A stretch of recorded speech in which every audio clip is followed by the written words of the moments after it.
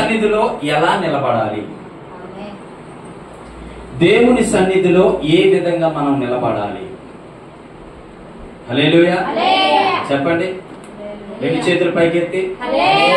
Okay, దేవుని సన్నిధిలో మనం ఎలా నిలబడాలి అనేటువంటి ఈ రోజు దేవుడు వాక్యం ద్వారా మీతో మాట్లాడబోతా ఉన్నాడు. హల్లెలూయా.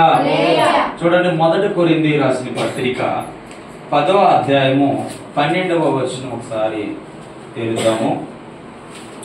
1 కొరింథీలకు రాసిన పత్రిక 10వ అధ్యాయము 12వ వచనం. తాను నిలిచి ఉన్నానని తలంచుకొనువాడు పడిపోకుండునట్లు జాగ్రత్తగా చూచుకొనవలెను. హల్లెలూయా, హల్లెలూయా, హల్లెలూయా చెప్పండి గట్టిగా. అది కొరింథీలకు రాసిన 10వ అధ్యాయంలో 1 కొరింథీలకు రాసిన 10వ అధ్యాయంలో 12వ మాట మనం చదువుకున్నాం. తాను నిలిచి ఉన్నానని తలంచుకున్నవాడు పడిపోకుండానట్లు జాగ్రత్తగా చూచుకొనవలెను. పడిపోకుండా ఉండటానికి మనం ప్రయాసపడాలి, నేను నిలబడాలి. మన అంశం ఏంటో తెలుసా? దేవుని సన్నిధిలో నిలబడాలంటే నీవేమి చేయాలి? మొదటి మాటగా దేవుడు చెప్తూ ఉన్నాడు, మీరు పడిపోకుండా ఉండాలంటే ఇక్కడ ఏమని రాయబడి ఉంది? తాను నిలిచి ఉన్నానని తలంచుకున్నవాడు పడిపోకుండానట్లు జాగ్రత్తగా చూచుకొనవలెను. ఇప్పుడు మనం అనుకున్నాం, ఏ సందర్భాన్ని అనుకున్నామంటే మనం నిలబడాలి, మన సంఘం నిలబడాలి, అద్భుతమైన కార్యాలు మనం చూడాలి, ఆశ్చర్యకరమైనటువంటి దేవుని యొక్క రాజ్యాన్ని ఇక్కడ కట్టాలి. మేము నిలబడతాం, మేము యథార్థంగా ఉంటాం, మేము పరిశుద్ధంగా ఉంటాం, మేము నీతి కలిగి జీవిస్తాం, మేము పరిశుద్ధంగా బ్రతకాలని ఇష్టపడుతూ ఉన్నాం. కాబట్టి మేము పడిపోకూడదు ప్రభువా, ఆమేన్ చెప్పండి. మేము పడిపోకూడదు ప్రభువా అని ఎప్పుడైతే మనం అనుకుంటామో దాన్ని మనమట జాగ్రత్తగా కాపాడుకోవాలి. ఏం కాపాడుకోవాలట? జాగ్రత్తగా కాపాడుకోవాలి. దేన్ని జాగ్రత్తగా కాపాడుకోవాలంటే నీ ఆత్మీయ జీవితాన్ని జాగ్రత్తగా కాపాడుకోవాలి. నీకు ఇచ్చిన దేవుని కృపను జాగ్రత్తగా కాపాడుకోవాలి. నీకు ఇచ్చిన దేవుని మహిమను జాగ్రత్తగా కాపాడుకోవాలి. నీకు ఇచ్చిన ప్రార్థన ఆత్మను దేవుని కొరకు జాగ్రత్తగా కాపాడుకోవాలి. నీకు ఇచ్చిన భక్తి జీవితాన్ని జాగ్రత్తగా కాపాడుకోవాలి. ఏ విషయంలో నువ్వు జాగ్రత్త పడాలంటే నువ్వు పడిపోకుండా ఉండటం కొరకే జాగ్రత్త పడు. పడిపోకూడదు. ఒకసారి దేవుని ప్రేమను బట్టి, దేవుని కృపను బట్టి, దేవుని దయను బట్టి నిలబడిన నీవు అసలు పడిపోకూడదు. పడిపోతే జీవితం వెరైటీగా ఉంటుంది. ఎలాగుంటది? వెరైటీగా ఉంటుంది. ఎలాగుంటుంది తెలుసా? ఆడుకుంటాడు. ఎంతో మంది పడిపోతా ఉన్నారు ఈ రోజుల్లో.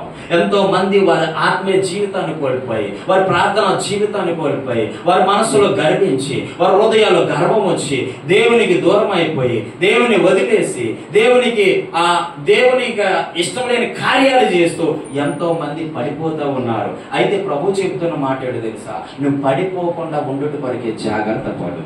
హల్లెలూయా, హల్లెలూయా. నువ్వు పడిపోకుండా ఉండడం వరకే జాగ్రత్త పడు. నువ్వు నిలబడాలి, అదే దేవుని కోరిక. నువ్వు నిలబడాలి. మనకి దేవునిచ్చే వాగ్దానాలు మనం పొందుకోవాలి. ఆ వాగ్దాన భూమిని మనం స్వతంత్రించుకోవాలి. ఆమేన్ చెప్పండి, ఆమేన్ చెప్పండి. దేవుని కార్యాలు ఏదైతే మన ఎదుట దేవుడు పెట్టాడో, ఏదైతే దేవుడు మాట్లాడాడో, ఏదైతే మనకి దేవుడు అనుగ్రహిస్తానన్నాడో ఆ వాగ్దానాలే మనం పొందుకునే వారిగా ఉంటే ఖచ్చితంగా నువ్వు దేవుని మాట నిలబెట్టేవాడు అవుతావు. మన అంశం చెప్పండి, దేవుని సన్నిధిలో నిలబడాలంటే ఏం చేయాలి? నేను అడిగినప్పుడు చెప్పాలి. దేవుని సన్నిధిలో నిలబడాలంటే ఏం చేయాలి? నువ్వు పడిపోకుండా జాగ్రత్త పడు. ఏ విషయంలో పడిపోతావు? కొంతమంది పొగడత విషయంలో పడిపోతావు. పొగుడుతూ ఉంటారు.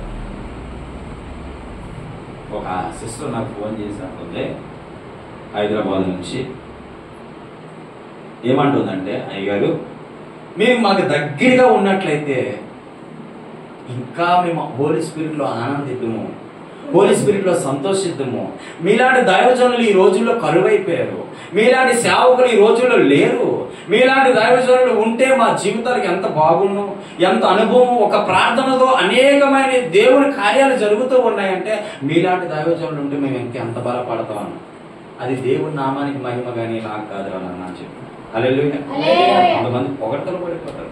అయ్యగారు మీరు ఎలాగండి, మీరు అలాగండి, మీరు అంతండి, మీరు ఎంత అండి, నువ్వు ప్రార్థన చేయగా అది జరిగిపోతుందండి, మీరు ప్రార్థన చేయగా ఇది జరిగిపోతుందండి, మీ జీవితాలు అలా జరుగుతుందండి, మీ జీవితాలు ఎలా ఈ పొగడ్తలు పడిపోయావంటే మళ్ళీ లేవడం కష్టం. కాళ్ళు చేయి ఇరిగితే లేపుతామేమో కానీ పొగడతల పన్ను లేగలేడు. ఇంక ఈయనకి ఏముండాలి, ఇప్పుడు ఏంటంటే ఒక ఇంజక్షన్ లాగా ఈ పొగడతలే ఉండాలి ఆయన నిలబడాలంటే. అవునా కాదు? హల్లెలూయా. ఒక ఇంజక్షన్ మాదిరి మారిపోద్ది. ఎవరో వస్తారు, అయ్యారు మీరు ప్రార్థన చేస్తుంటే అయ్యారు దురాత్మలు పోతున్నాయి, దయ్యాలు పోతున్నాయి, మీరు మాట్లాడుతుంటే మా హృదయాలు మారిపోతున్నాయి, మా జీవితాలు మారిపోతున్నాయి అనుకుంటే పడిపోతావు. పడిపోయిన వారిని లేవలైతే దేవుడు వేసి ఉన్నప్పటికీ కూడా అరే నీ జీవితం సరి చేసుకోరా, నీ మనసును సరి చేసుకోరా, ఎవడో పొగిడాడని నువ్వెందుకు పడిపోతా. పొగడతలు చాలా మందికి ఇదే అలవాటు అయిపోయింది. బిషప్, రెవరెండ్, డాక్టరేట్ రండి స్టేజ్ మీద ఆహ్వానిస్తాను అంటాడు. గీలి ఎలాగుంటుంది తెలుసా? అప్పుడు దాకా మామూలుగా నడిచినాడు ఇలా నడుస్తాడు. ఫ్యాషన్ నన్ను ఎంతోమంది చూసి వచ్చిన వాడు చెప్తున్నాడు అనుభవం. ఎందుకో తెలుసా? ఆ నడకాలకి అప్పుడు అదొక గర్వం నడక అయిపోతే. ఏ విషయంలో నువ్వు పడిపోతున్నావో జాగ్రత్తగా చూసుకోకపోతే నిన్ను నువ్వే కాపాడుకోలేవు. పడిపోతున్నావు, చాలా సార్లు పడిపోయావు. ఇక ముందు నువ్వు పడిపోకూడదని దేవుడు నిన్ను హెచ్చరిస్తూ మాట్లాడుతూ ఉన్నాడు. హల్లెలూయా. జాగ్రత్తగా చూసుకో. ఏ విషయంలో జాగ్రత్త చూసుకోవాలి? తాను నిలిచి ఉన్నానని తలంచుకున్న వాడు పడిపోకుండానట్లు జాగ్రత్తగా చూసుకో. కొంతమంది డబ్బుకు పడిపోతారు. దేని పడిపోతారు? డబ్బుకు పడిపోతారు. డబ్బు డబ్బు డబ్బు డబ్బు డబ్బు డబ్బు డబ్బు అలా పోయి జబ్బు జబ్బు జబ్బు జబ్బు ఖచ్చితంగా. భాషగా చెప్తుంటారు ఏమనంటే lub dub lub dub lub dub అని గుండు కొట్టుకునేదట. ఎప్పుడైతే ఈయన ఒక స్టేజ్లో దేవుడు నిలబెట్టాడు ఈయన్ని, అప్పుడు డబ్బు డబ్బు డబ్బు డబ్బు డబ్బు డబ్బు అని కొట్టుకుంటున్నాడు. మంచి మాట, నేను ఉదయం ఒక వీడియో చూసినప్పుడు మంచి మాట వచ్చిందండి. అసలు డబ్బుకు పడిపోయినోడు సేవకుడు కాదు అని ప్రకటిస్తూ ఉంటే నాకు ఆశ్చర్యం అనిపించింది. ధనాన్ని పడిపోయినోడు సేవకుడు కాదు. ధనం అవసరమే, డబ్బు అవసరమే, అవసరాన్ని తీర్చేది డబ్బు అయితే అనవసర విషయాలకి డబ్బు నువ్వు సంపాదించుకోవడం. నీకు ఎంతైతే అవసరమో అంత తింటే చాలు అనుకో, చాలు. హల్లెలూయా. హల్లెలూయా. డబ్బుకు పడిపోతూ ఉన్నారు చాలా మంది. కొంతమంది తిండికే పడిపోతారండి. దేనికి పడిపోతారు? తిండికే. ఏమన్నా మీరు పాస్టర్ గారు కదయ్యా, మీరు పాస్టర్ గారు కదా, కుర్చీ మీద కూర్చోవాలి, కుర్చీ మీదే తినాలి, ఎక్కడికి అందించాలి, మీరు చెయ్యి కూడా కడగకూడదయ్యా, నేనే నీళ్ళు తెస్తాను. ఎవరు తెస్తారట? నేనే నీళ్ళు తెస్తాను, మీరు కడుక్కోండి అయ్యా. ఏం కావాలి, ఏం తింటారు? తిండిపోతులు కొన్ని రాష్ట్రం ఏం తింటారు? ఈ మధ్యగానం తినరా, పల్సన్ జారెత్తే తినరా? ఈ పంచపక్ష పరిమాణాలు కావాలి వీరికి. ఏం కావాలి? కానీ అది ఉండకూడదు. ఆ యొక్క ధన్యత ఏది ఉన్నా నేను సరిపెట్టుకొని తింటాను. ఆమేన్ చెప్పండి. ఆమేన్ చెప్పండి. హల్లెలూయా.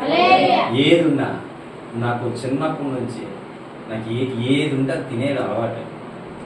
కాకపోతే మా ఊరు పల్లెటూరు కాబట్టి నేను టిఫిన్ కంటా సల్లాన్ని ఎక్కువ. కొంతమంది గారు అంటే ఇష్టం ఉండద్దా,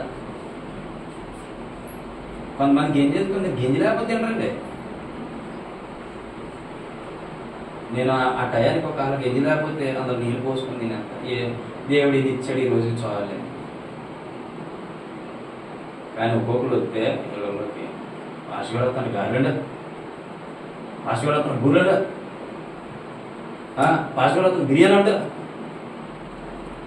పాస్ గారు వస్తాండ్రా ఇంకేంటి ఫలావ్, అదేంటి ఇది రొయ్యలు బిర్యానీ అంట, మటన్ బిర్యానీ అంట, చికెన్ బిర్యానీ అంట. పాస్ గారు వస్తే బిర్యానీ వండుతావా? దేవుడు చెప్పాడు నీకు బిర్యానీ ఉండమని. దేవుడు చెప్పింది వేరే. అంటే ఘనమైన వారిని ఘనంగా ఎంచడంలో తప్పులేదు, మిమ్మల్ని బోధించే వారిని మీరు ఘనంగా ఎంచడంలో తప్పులేదు. కానీ ఆయన చెబితే చేస్తారు చూడ చేయకండి. ఆయన చెబితే నేను నాన్న ఇలా ఇంటి దగ్గర ప్రార్థన అయింది నా దేవుడు, ఇక్కడ నేను కూర్చున్నప్పుడు దేవుడు చెప్తున్నాడు వాళ్ళు భోజనాలు పెడతారు నువ్వు అడక్కో అన్నాడు అన్నమాట దేవుడు. నిజం చెప్తాను అన్న నాకు ఫోన్ చేసి ఒక వారం రోజులు క్రితం, అన్న మన దగ్గర అమౌంట్ ఏం లేదు, నేను భోజనాలు కూడికి పెట్టుకోలేను, మామూలుగా సమోసా టీ ఇచ్చి పంపించేస్తానన్నా అన్న. సరే అన్న, ఏమైంది మీ దగ్గర లేనప్పుడు మీరు ఎక్కడ పరిగెడతారు, సరే అన్న అన్నాను. కానీ మనసులో ఏమనిపించింది అంటే అందరూ వస్తున్నారు కదా భోజనాలు కూడి పెట్టుకుంటూ పోవన్నాను. కానీ నాకు చెప్పలేదు నేను ఆ విషయం. అప్పుడు ఇక్కడికి వచ్చిన తర్వాత కూడుకున్న తర్వాత నేను స్నానం చేసి కూర్చుంటే దేవునాత్మ అంటే వాళ్ళు భోజనాలు కూడికి పెడతారులే నువ్వు ధైర్యంగా ఉండు అని చెప్పి, నేను అక్కడికి వెళ్ళి భోజనంలో చేయి పెట్టేంత వరకు కూడా వారు భోజనం అందరికీ ఏర్పాటు చేశారన్న సంగతి నాకు తెలియదు. ప్రార్థన చేసినప్పుడు చూశాను అందరికీ భోజనం ఏర్పాటు చేశారు, కానీ దేవుడి మాట నిరర్ధకరంగా అక్కడ ఏముందో వాళ్ళు అది పెట్టారు. అది చాలు, పడిపోకూడదు భోజన విషయంలో పడిపోకూడదు.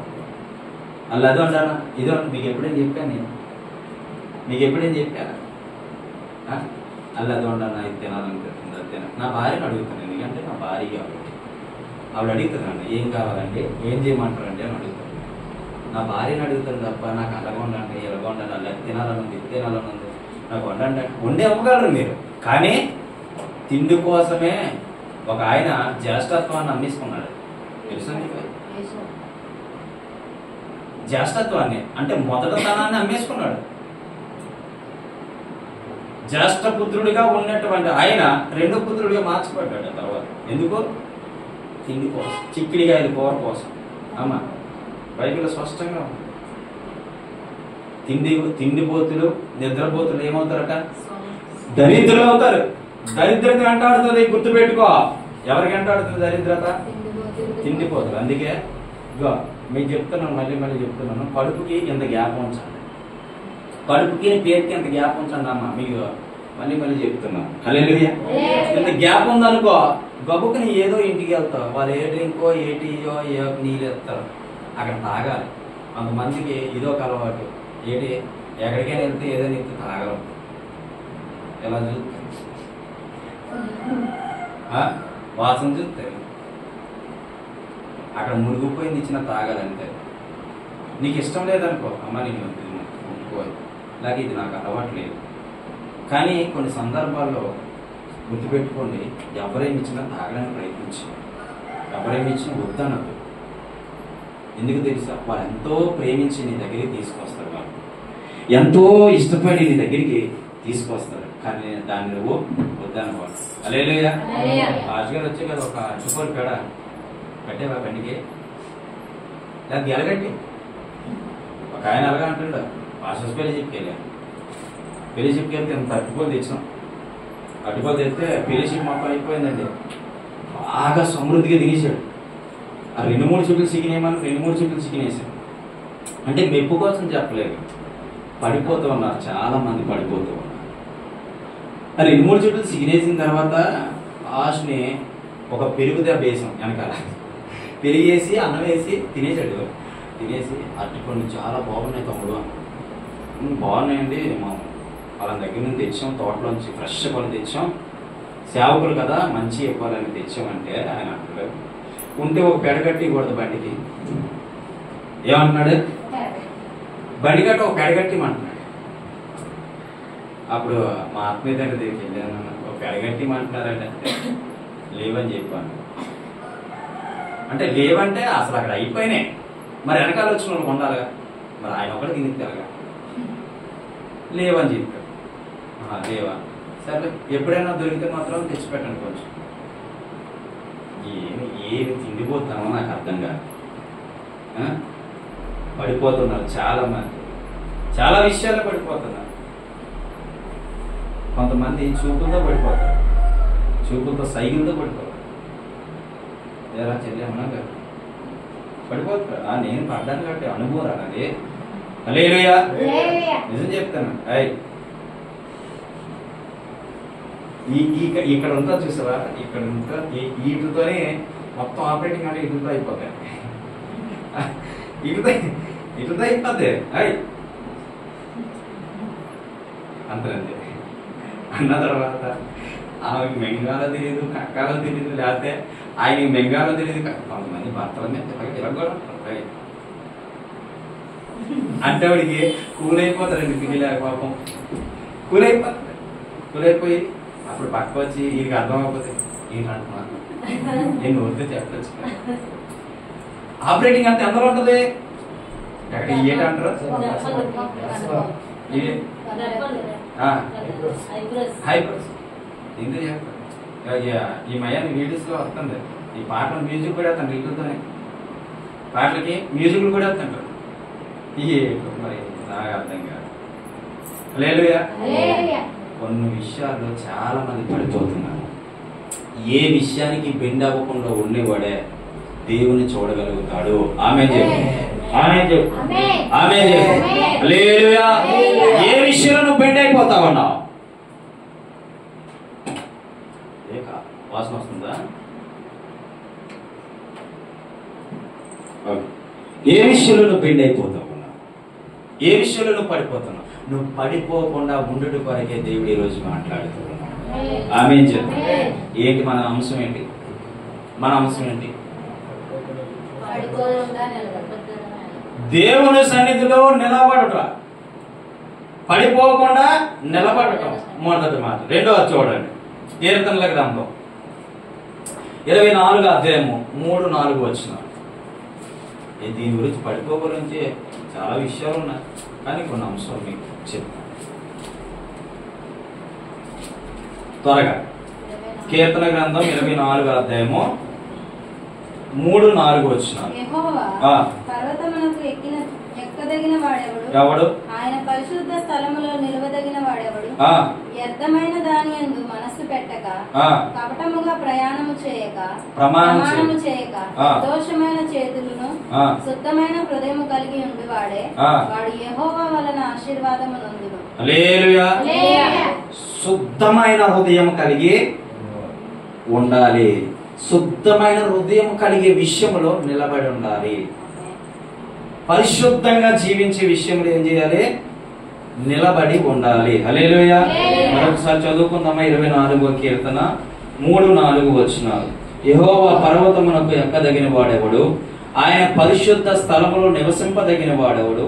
వ్యర్థమైన దాని యందు మనసు పెట్టకయు, కపటముగా ప్రమాణము చేయకయు, నిర్దోషమైన చేతులు, శుద్ధమైన హృదయము కలిగి ఉండువాడే. హల్లెలూయా. హల్లెలూయా.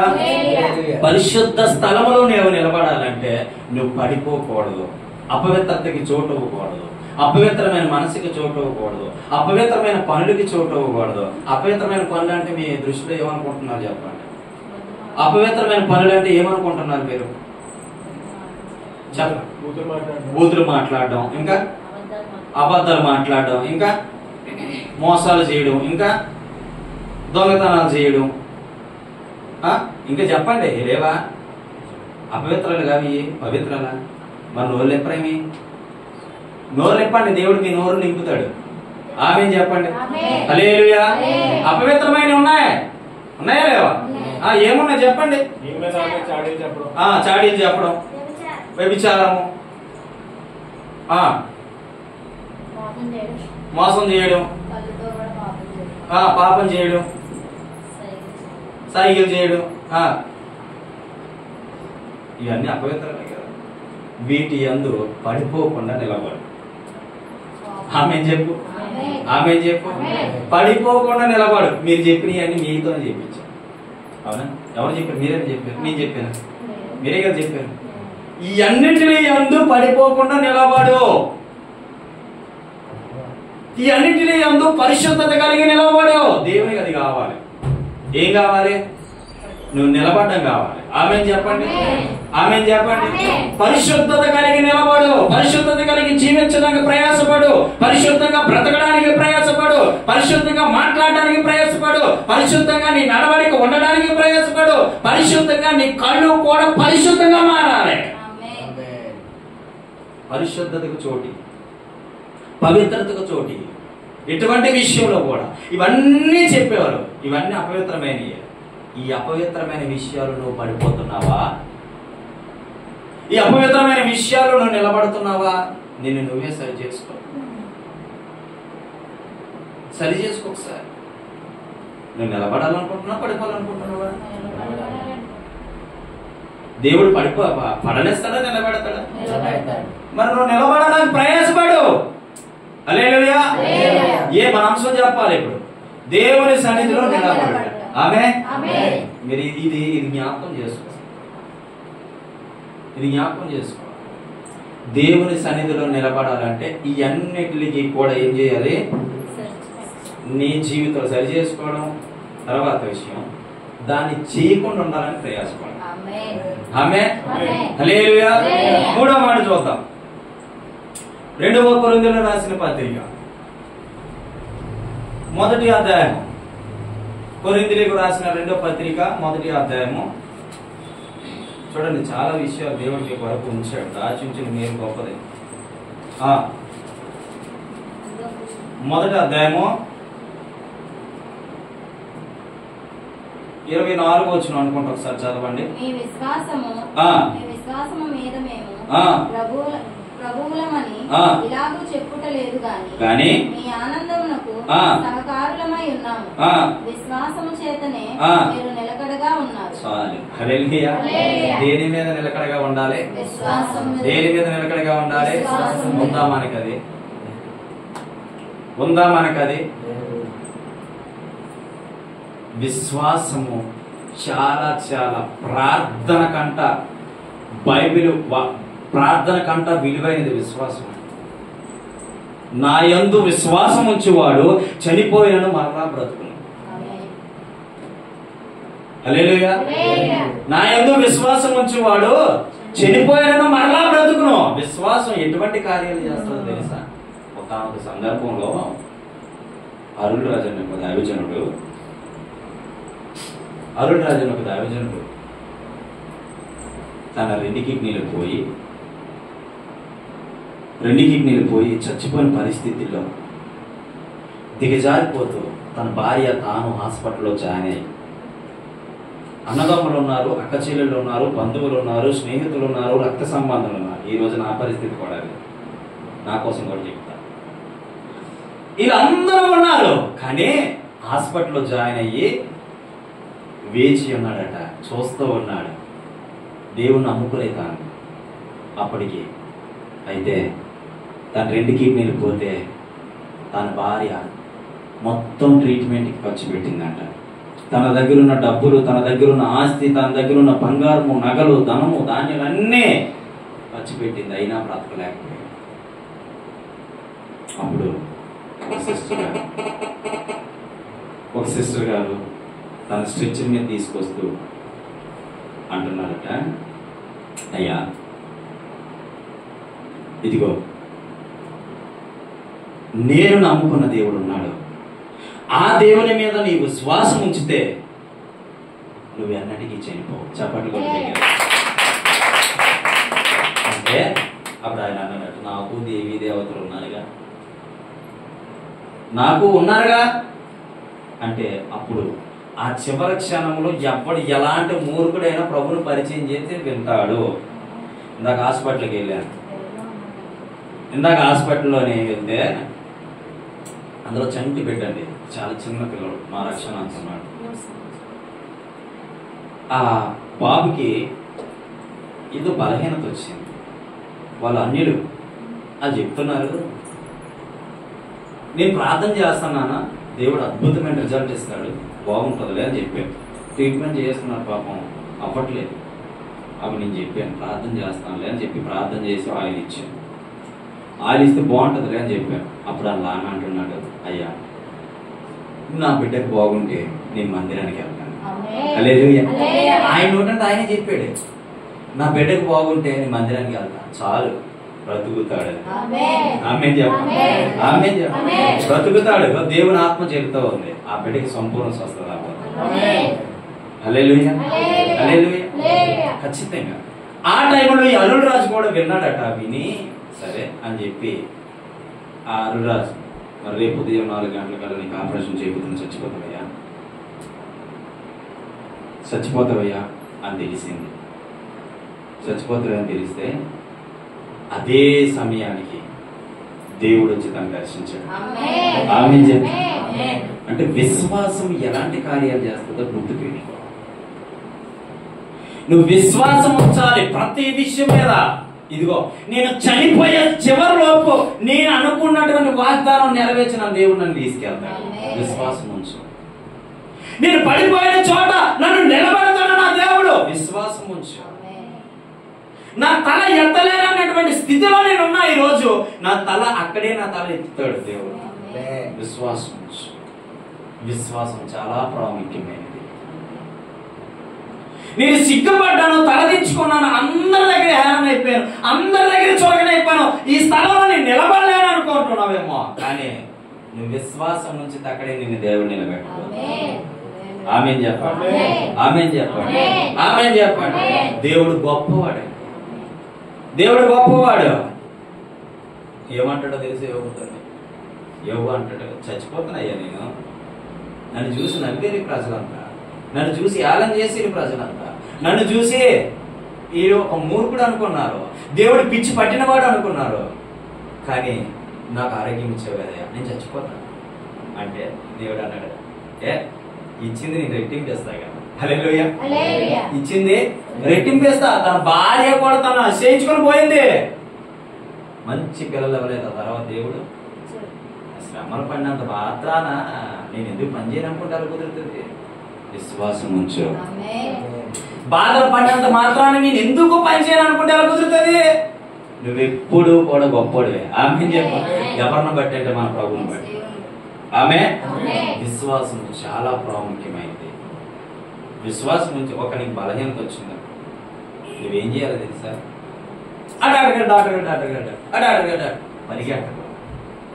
ముందు విశ్వాసం ఉంచు. అది శరీర బలహీనత అయితే మెడిసిన్ వాడాలి. అదే నీ జీవితానికి ఆత్మీయతగా దెబ్బపడడానికి శత్రువు ఏలుబడితనం ఉంటుంది. అదైతే కంపల్సరీగా ప్రార్థనతోనే పోద్ది. ఆమె మీకు తెలుసో లేదో, ఇప్పుడున్న హాస్పిటల్లో సగం మంది దురాత్మ బంధకముల చేత బంధింపబడి ఉన్నారు, కానీ శరీర బలహీనతలతో కాదు. తెలుసా మీకు? ఇప్పుడున్న ఏ హాస్పిటల్లో ఉన్నాయి, ఎక్కడ ఏ పెద్ద హాస్పిటల్లో ఉన్నాయి, ఎటువంటి గొప్ప గొప్ప హాస్పిటల్లో ఉన్నాయి ప్రజలు ఇప్పుడు దురాత్మ బంధకాలతో బంధింపబడిపోయి ఉన్నారు. నీరుడు బంద్ అయిపోవడం అని, పేగులు పాడైపోవడం అని, ఊపిరితిత్తులు పాడైపోవడం అని, కిడ్నీలు పోవడం అని, గుండె పాడైపోవడం అని, లివర్ డ్యామేజ్ అవడం అని, ఇవన్నీ ఎవరు తీసుకొస్తున్నారో తెలుసా? దురాత్మ వాళ్ళు ప్రేరేపించి వాళ్ళు బలహీనపరుస్తూ ఉంది. సగం మంది ఎవరో ఉన్నారు. ఒక 30% మంది శరీర బలహీనతతో బాధపడి, అందుకే వాళ్ళు వెళ్తారు హాస్పిటల్కి, తిరిగి వచ్చారు. కానీ ఇలాంటి వాళ్ళకి ఎవరు ధైర్యం ఇవ్వాలో తెలుసా? ప్రభువే ధైర్యం ఇవ్వాలి. అందుకే ఆపత్కాలంలో నాకు మొర్ర పెట్టిడి, నేను మిమ్మను ఆదుకొందును. ఆమేన్. హల్లెలూయా. విశ్వాసం ఉంచు, నమ్మకం ఉంచు, నా కుమారుడు బ్రతుకుతాడు. నేను మనం అనిలని ఇంట్లో ఏం చేస్తాం? నార్మల్ రిపోర్ట్ వచ్చింది కాక వచ్చేస్తుంది అంతే. అన్నమా లేదా? వచ్చిందా లేదా? దేవునికి మహిమ కలుగును గాక. మనం నోటంట ఏది మాట్లాడితే జరుగుతుందని నిన్ను నువ్వు నమ్మాలి. అంటే నీ విశ్వాసం మీద నువ్వు ఆధారపడాలి. నా విశ్వాసం మొదట నాకు ఆధారం ఉండాలి. నా భర్త మారుతాడు, నీ విశ్వాసం మీద నీకు ఆధారం ఉందా? కొంతమంది విశ్వాసం నుంచి అంటారు, ఏమంటారు? మారుతాడా అన్నాను కానీ మారుతాడా, చెప్పాను కానీ మారుతాడా, అనుకున్నాను కానీ మారుతాడా? మారడా. ఎందుకు నీకు పదే సందేహం వస్తుంది? ఎందుకు నీ నమ్మకాన్ని నువ్వే కోల్పోతున్నావు? ఎందుకు? విశ్వాసం మీద ఆధారపడు, ప్రభువు మీద ఆధారపడు. ఆమేన్ చెప్పు. హల్లెలూయా, హల్లెలూయా. ప్రభువు మీద ఆధారపడి బ్రతికితే నీ జీవితము అద్భుతంగా ఉండబోతావు. ఆమేన్. హల్లెలూయా. 4వ మాట, ఈ 4వ మాట చెప్పేసి నేను ముగించేస్తాను. సామెతల 10:25. సామెతల 10:25. ఈ మాట చెప్పి నేను ముగించేస్తాను. సామెతలు 10:25.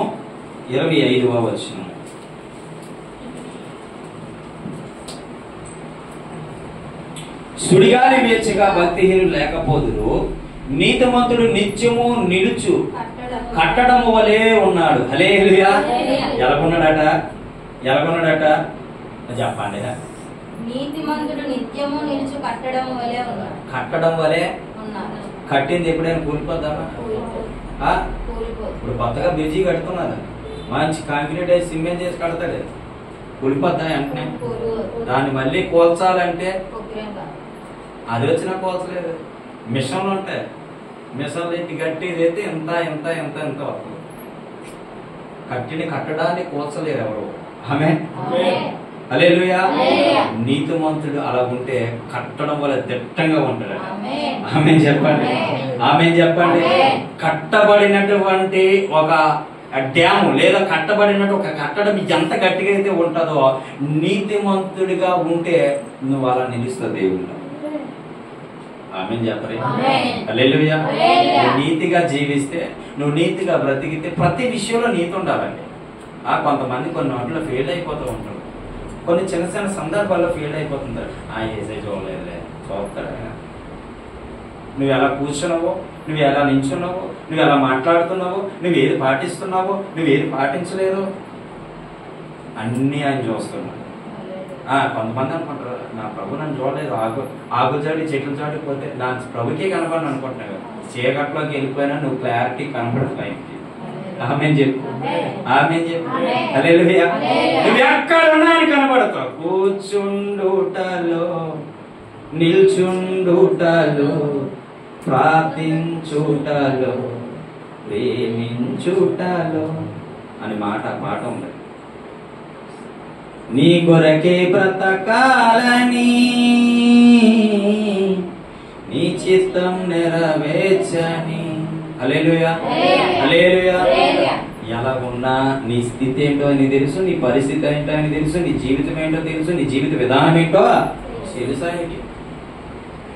కట్టడం ఎంత దిట్టంగా ఉంటుందో, నీతిమంతుడు ప్రార్థన చేస్తే అంత దిట్టపరచబడతాడు. నీతిమంతుడు వాక్యం చదివితే అంత దిట్టంగా ఉంటాడు. తెలుసా మీకు? హల్లెలూయా. హల్లెలూయా. నిత్యము నిలవగలుగుతావు. ఆమేన్. నీతి కలిగి, యథార్థత కలిగి, పరిశుద్ధత కలిగి, ప్రేమ కలిగి, నీ దేవుని భక్తిలో దయలో ఎదిగేవాడు అయితే నువ్వు నిలబడతావు తప్ప పడిపోవు. నువ్వు నిలబడతావు తప్ప పడవు. ఎవరు పడగొట్టాలన్నా ఆడు వలగా. మన దేవుడు నిలబెట్టే దేవుడు, పడగొట్టే దేవుడు కాదు. ఏం దేవుడు? నిలబెట్టే దేవుడు, పడగొట్టే దేవుడు కాదు. నువ్వు పడిపోవడానికి ఇష్టం ఉండదు, నువ్వు అలాగా ఆ స్థితిలో ఉండడానికి ఇష్టం ఉండదు, ఆ పరిస్థితుల్లో నువ్వు కూరుకుపోవడం ఆయన ఇష్టం ఉండదు. కాబట్టి నిన్ను నిలబెట్టడానికి ఎంతైనా ప్రయత్నం చేస్తూ ఉంటాడు. నిన్ను నిలబెట్టి నేను వాడుకోవడానికి ఆయన ప్రయత్నం చేస్తాడు. అందుకే నీతిమంతుడు 1000 మార్లు పడినను మరొకసారి లేపుతున్నాను. అవునా? అవునా కదా? మరి భక్తిహీనుడి పరిస్థితి ఏంటి? అందరూ బయటకు. హల్లెలూయా.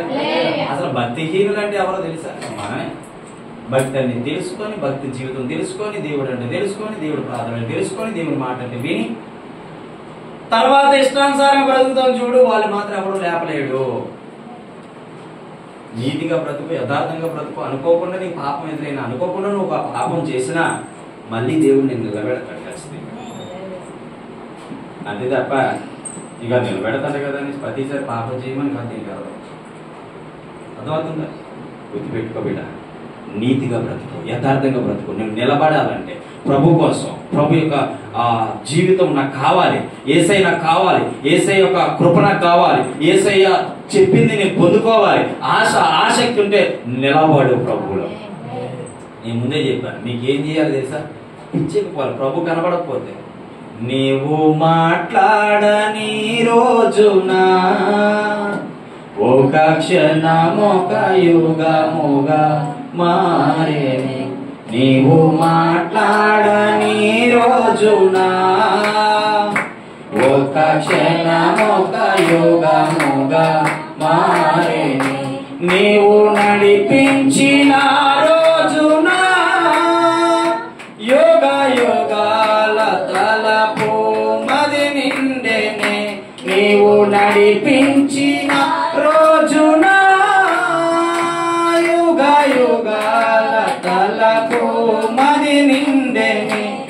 యుగ యుగాల తలపు మది నిండెనే.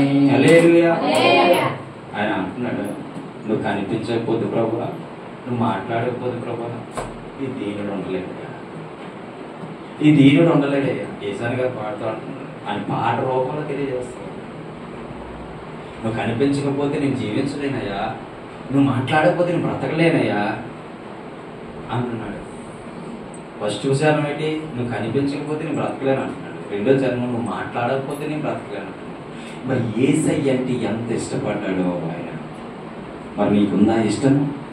మనుషుల మీద కాదు ఉండవలసింది, నీ భర్త మీద కాదు, నీ పిల్లల మీద కాదు ఉండవలసింది. యేసయ్య అంటే పిచ్చి ప్రేమ నీకు ముదరాలి. ఆమేన్.